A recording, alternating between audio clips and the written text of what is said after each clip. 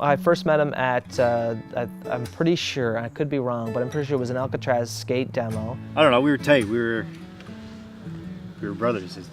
We were all we had, I guess.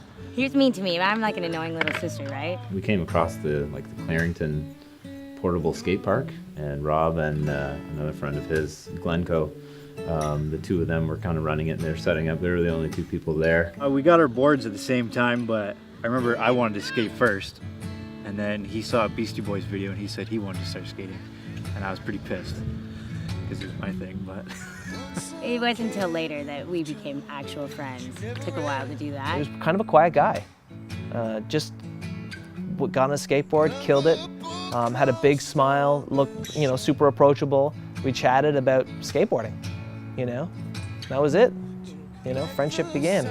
So we started skating. We were okay, and then Rob started skating, and I remember just off this launch ramp, he threw a kickflip, hit it first try, and then a frontside flip, hit that first try, and then a backside flip right after that, 1, 2, 3, and he was super pumped, and we were all, holy crap, like, where did this come from? Who is this guy,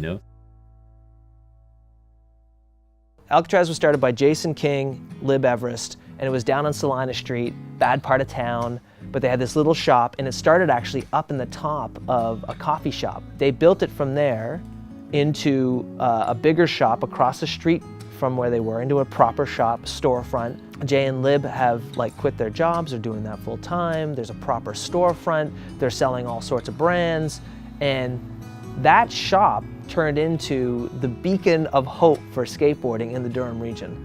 they were just the cool guys that we always looked up to and went in there. We were little kids when we were going in there, but we started to know the guys and started hanging out there with all the other kids in town. I remember going into Traz all the time. Like, my mom still bought me the same stuff that they got. I still got, my first pair of skate shoes from there. And I was the second person on Alcatraz. It was Dave Kerr, then me. From then on, we just slowly built. We started getting better guys on the team. Sponsor Me tapes started coming in even more. Flooding in. We get 10 a week. And we were handpicking who we wanted. And the team was phenomenal. The guys we had on the team were still to this day considered some of the best in the Durham region. And that team grew to a point where we needed to do something. We needed to show people who we were, and we made At Large.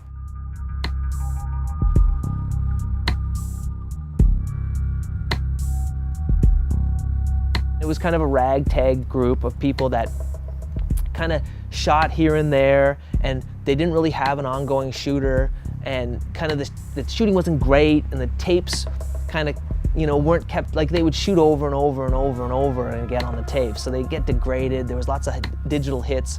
So when I had to edit the whole thing together, it was a nightmare. It was just a nightmare. But it turned out huge response. We sold hundreds of those videos, hundreds in the community. People still talk about it today. See, this is the thing that's funny, because Rob was the only one that really had something to say about his part. Everybody else was like, all right. They'd come in, I'd give them one day, and they would come in and they could say whatever they want. We'd go through their footage, they'd pick a song if they wanted to, they didn't pick a song, sometimes they let me pick the song, whatever. And I would edit it together, and they were pretty happy. I remember Rob coming in and he said, listen, I know this is totally not normal, but I want 2 songs.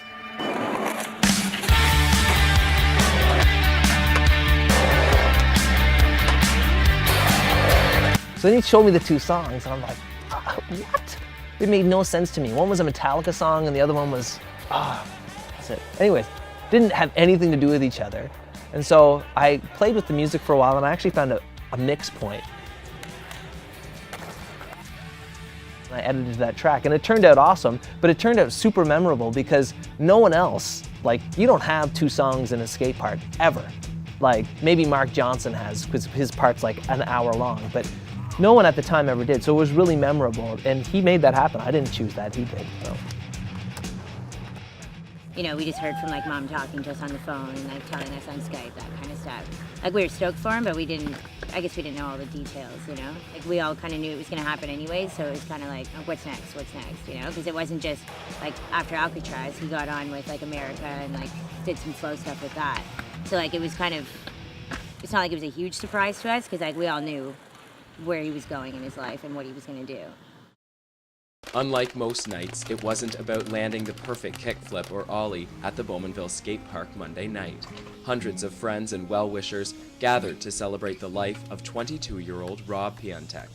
He was at a party, he was with all his friends and his girlfriend, and from what I understand, they didn't want to go, but he did. And he was probably a little tipsy, probably had a few pops in him, and he walked home and he thought, oh, the fastest way to get home is definitely this way, down the on-ramp to the highway, across the highway, and back up.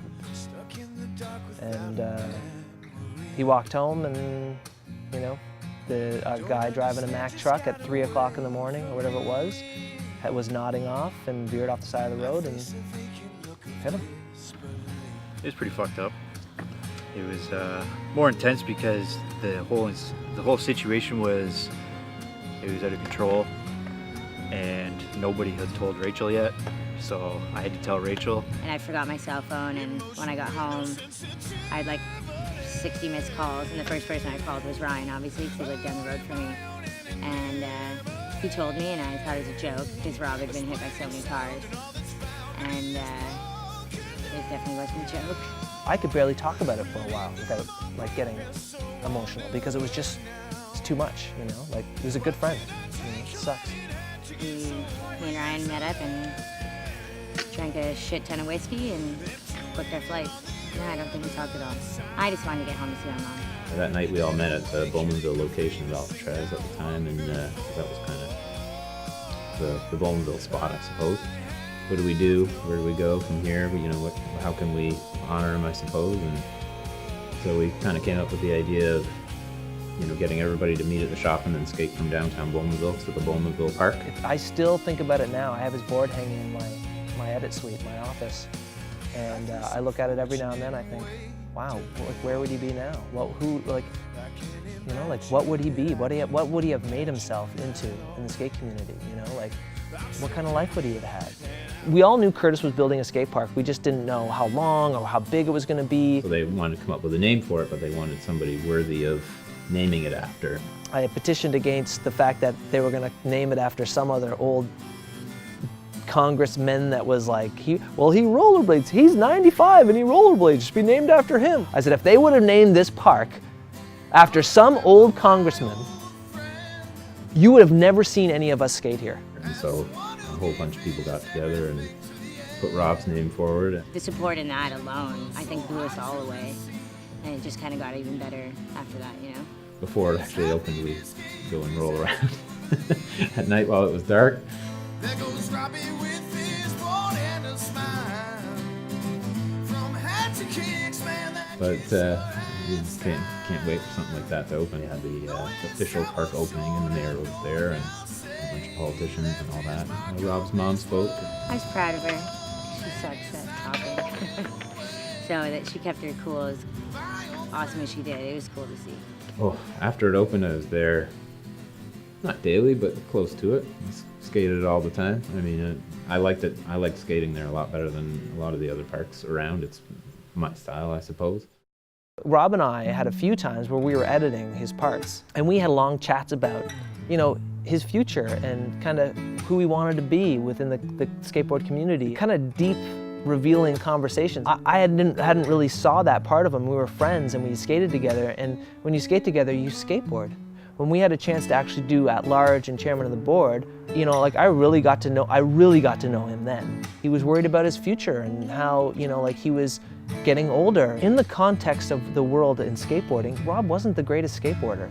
He was good, he was really good, and he had a real awesome style, but he wasn't the greatest. What got him sponsorships was that he was an awesome person. You don't get sponsored just because you're a good skater. Rob built himself into an awesome, even better skater because he built relationships within the community that were amazing. People loved Rob. They wanted to hang out with him, they wanted to skate with him. And people that didn't know Rob wanted to ride what he was riding, wanted to wear what he was wearing. That's why people sponsored him, because he was just someone people wanted to be with, be around. That's why Rob was awesome. Not just because he was a great skater, because he was a great person. I just want to say what's up with TV world.